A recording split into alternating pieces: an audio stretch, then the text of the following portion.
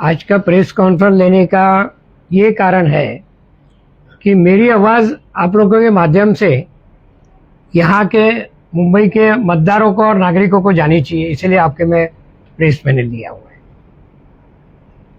क्या है पूरा मामला, क्या है विशेष? मामला ये है कि मैं उम्मीदवार 85 वार्ड से था, वहाँ पर भी हमारी टिकट काटी गई है। दुख इस बात का है कि टिकट काटने के बाद वहाँ कोई उम्मीदवार खड़ा नहीं रह पाया। इसका मतलब यह है कि जो अभी महाराष्ट्र में चल रहा है बिन विरोधी बीजेपी के उम्मीदवारों को जिताने का षड्यंत्र जो चल रहा है, हमारा जो वार्ड है 85 से जो मैं जहाँ पर इच्छुक था वो ओबीसी रिजर्व हो गया है। वहाँ पर हम ओबीसी होने के नाते हमारे विश्वकर्मा समाज के लोग ओबीसी समाज रहने के लिए उनके समर्थन से मैं इच्छुक उम्मीदवारी अपनी रखा था। यहाँ पर ऐसे काट करप्शन षड्यंत्र रचा के मेरी टिकट काटी गई।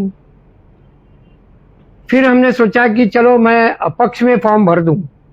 मैं मेरे सारे डॉक्यूमेंट लेके एसएनडीटी कॉलेज पे जहाँ हमारा निवडणूक ये रखा था रिटर्निंग ऑफिसर, उसके सामने मैंने सब डॉक्यूमेंट दिए। कहीं ना कहीं कुछ ऐसा चल रहा था कि मुझे फॉर्म ना भरना दिया जाए। इसकी वजह से कुछ ना कुछ खामियां निकाल कर हमारा समय बर्बाद हो रहा था। रिटर्निंग ऑफिसर मिलने को तैयार नहीं था। उनके जो भी बंदे थे, उनके जो भी ये थे, वो हमें बोलते ये लेके आओ, वो लेके आओ, हर चीज हम फुलफिल कर रहे थे। टाइम ओवर हो रहा था। फिर भी मैंने बोला कि मेरे जो पेमेंट भरना है, सबसे पहले उधर सिस्टम ये थी कि आप पेमेंट भर दो। पेमेंट भरने के बाद भले कितना भी टाइम लगेगा, हमारा डॉक्यूमेंट वो लोग वेरीफाई करेंगे, फिर उसके बाद हमारा फॉर्म भरना चाहिए था। हर डॉक्यूमेंट देने के बाद कुछ ना कुछ त्रुटि निकाल रहे थे। फिर हम बोल रहे थे कि हमारा जो पेपर है वो चेक करो, ये करो, कुछ सुनने को राजी नहीं। मुझे ऐसा लग रहा था कि किसी का सत्ताधारी पार्टियों का उनके ऊपर प्रेशर था कि अशोक पंचाल का फॉर्म भरना न दी जाए। ऐसे होने से 5:30-6 बजने गए। मेरा सब सीसीटीवी फुटेज भी है जो मैं फॉर्म भरने के लिए कितनी कोशिश कर रहा था, लेकिन कुछ बात सुनी नहीं तो थोड़ा ईगो हट हो गया मुझे। मैंने सब पेपर ऐसे ही मिसेस को बोला कि अपन चलते हैं, नहीं भरना, इलेक्शन लड़ना ही नहीं है। लेकिन उसके बाद मुझे जो ऐसे समाचार मिला कि बीजेपी का जो कैंडिडेट जो है श्री मिलिंद शिंदे जी, उन्होंने भी फॉर्म जो भरा है ओबीसी, लेकिन वो एक मराठा है।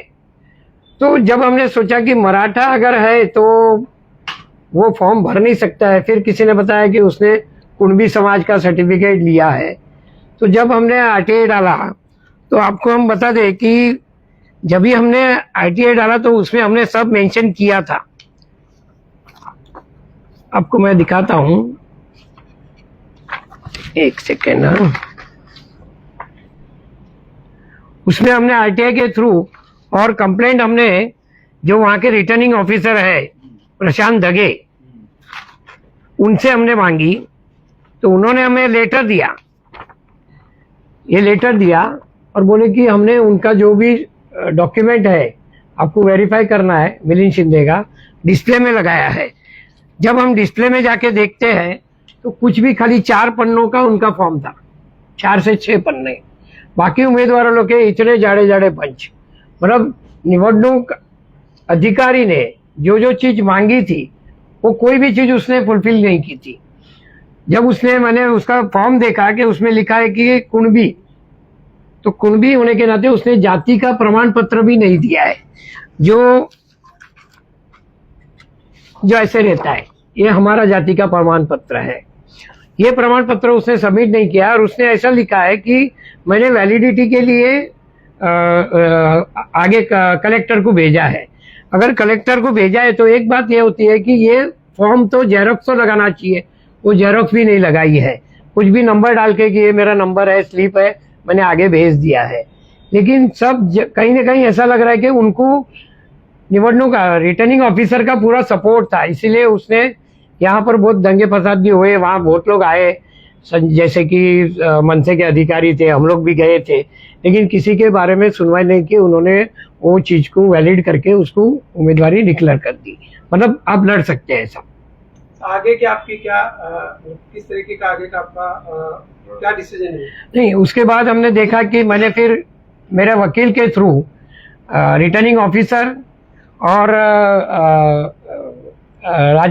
ये राज्य निवडणूक जो कमिश्नर है उसको हमने लीगल नोटिस दिया है। लीगल नोटिस देने के बाद हमने और एक आरटीआई की अपील डाली है यहाँ पर ही रिटर्निंग ऑफिसर के यहाँ। अभी उनका क्या जवाब आता है वो देखते हैं। लेकिन यहाँ पर कहीं ना कहीं बीजेपी वालों ने ये सोच के रखा है कि यहाँ दूसरे कोई कैंडिडेट खड़े ही नहीं रहने चाहिए। जहाँ हमारी ताकत है वहाँ दूसरा कैंडिडेट, इसीलिए तो अभी 60-70 लोग बिन विरोधी जीत के आ रहे हैं। तो ये भी गलत है, ये लोकशाही की हत्या हो रही है। ये मैं आपके माध्यम से लोगों तक पहुंचाना चाहता हूँ। अगर ये मिलिंद शिंदे ओबीसी न होते हुए उसने जो कुणबी समाज का सर्टिफिकेट उसने निकाला है तो उसमें भी गैजेट हमारे पास है कि वो सिर्फ शिक्षण और सरकारी नौकरी के लिए काम में आ सकता है, इलेक्शन लड़ने के लिए काम में नहीं आ सकता है। ये भी आपके माध्यम से मैं लोगों तक ये पहुंचाना चाहता हूँ कि ये लोग ओबीसी के ऊपर अत्याचार कर रहे हैं और ये जो लोकशाही है उसको खत्म करना चाहती है ये सत्ताधारी पार्टी। सर, आपने बहुत बड़ा आरोप लगाया है कि भारतीय जनता पार्टी पे आपने इतना बड़ा आरोप लगाया है कि वो अपक्ष में भी आपको फॉर्म नहीं भरने दिया गया है। यस, ये आपने आरोप लगाया। दूसरा आरोप हमारा पूछना यह है, जब आप फॉर्म भर रहे थे वहाँ पे सीसी कैमरे वगैरह लगे हुए थे, हाँ। तो वो टाइमिंग वगैरह कितने घंटे आप वहाँ पे थे? वहाँ मैं कम से कम 2 घंटा था। 2 घंटा था। अभी हमने सीसीटीवी फुटेज मांगा है। मैं क्या पेन ड्राइव लेना भूल गया था। अभी कल जाके मैं पेन ड्राइव में सीसीटीवी फुटेज जो मैंने पर्सनल मांगा है और लोगों का नहीं, मैं जहाँ जहाँ मेरे कवर हुआ हूँ वो सीसीटीवी फुटेज मुझे चाहिए। मैंने अपील भी की है, उसमें वो लोग को देना पड़ेगा, वो भी मैं आपको बता सकता हूँ। इस पर कानूनी लड़ाई किस तरीके से लड़ी जाएगी आज? कानूनी लड़ाई आज जैसे कि हम लोग पिटीशन फाइल करने की तैयारी में थे, हमारे एडवोकेट भी तैयार थे, हमारे सब पेपर वर्क रेडी हो गया था। लेकिन कहीं ना कहीं कुछ मनसे के आशीष यादव ने कुछ पिटीशन डाली थी ये सेम इश्यू के ऊपर, तो आज हाईकोर्ट ने उनकी वो पिटीशन रद्द कर दी है कि अभी इलेक्शन का एक ही दिन बचा है, तो हम लोग ये पिटीशन अभी एक्सेप्ट नहीं कर सकते हैं। अभी ये जो उम्मीदवार है उन्होंने जैसे कि आपने कहा कि ओबीसी का आरक्षित सीट था मगर मराठा समाज का एक उम्मीदवार लड़ रहा है, तो आप इस बारे में कोर्ट में किस तरीके की मांग करेंगे? कोर्ट में ये मांग करेंगे कि ये उम्मीदवार को पहले तो डिस्क्वालीफाई किया जाए और 85 का जो अपना वार्ड है उसके अंदर निवडणूक फिर लेनी चाहिए। ये हमारा मतलब हमारी मानना है, क्योंकि वहाँ फिर से इलेक्शन होएगा तो कुछ लोगों को न्याय मिलेगा। यहाँ के जो मतदार है जो अभी उनको मूर्ख बनाया जा रहा है, ये मिलिंद शिंदे नाम का आदमी जो ओबीसी न होते हुए भी भाजपा के इशारों पे चलकर उन्होंने जो फाइल किया है उसके लिए मेरे जैसे और लोगों ने भी इसके अंदर आके ये ऑब्जेक्शन लेना चाहिए। कल इलेक्शन होने वाला है, आपको कितनी उम्मीदें है कि भारतीय जनता पार्टी या सत्ताधारी पार्टी इस पर सही इलेक्शन कमीशन काम करेगा? मैं आपके माध्यम से यहाँ के 85 के वार्ड वालों को एक सूचना देना चाहूंगा कि जो आदमी ओबीसी का हक मारने निकला है उसको कभी ही वोट न करे। आपको अगर दूसरे उम्मीदवार नहीं पसंद है तो नोटा का उपयोग करें और नोटा दबाकर आप अपना वोट दे सकते हैं, क्योंकि अगर ये ओबीसी ना होते हुए ओबीसी का रिजर्व में वो लड़ने आया है तो आप उसका विरोध कर सकते हैं, जैसे मैं कर सकता हूँ। आप क्या कहेंगे? आप भी चुनाव जो है राष्ट्रवादी कांग्रेस पार्टी शरद चंद्र पवार जी की गुजराती सेल की अध्यक्षा है, किस तरीके से देखते हैं इस प्रक्रिया को पूरी? मैं ये देख रही हूँ अभी इतना जो चल रहा है, सत्ताधारी पक्ष, निवडणूक आयोग, जो उन लोग का कि भाई एक इंसान जब काम कर रहा है, एक इंसान हम लोग 85 जब पब्लिक की सेवा कर रहे हैं, सेवा करने वाले को आगे नहीं आने दे रहे, वो मैं देख रही हूँ कि ये बहुत गलत हो रहा है समाज में। इस समाज के लिए भी जब पार्टी बोल रही है भ्रष्टाचार खत्म हो, तो ये कहाँ खत्म होने वाला है? मैं भी ऐसा ही सोच के आई थी कि चल पॉलिटिक्स में जाएंगे, किसी ना किसी को न्याय दे, लेकिन न्याय देने के कुछ ही नहीं है, हमें ही दबाया जा रहा है, तो हम दूसरों को क्या जवाब देंगे?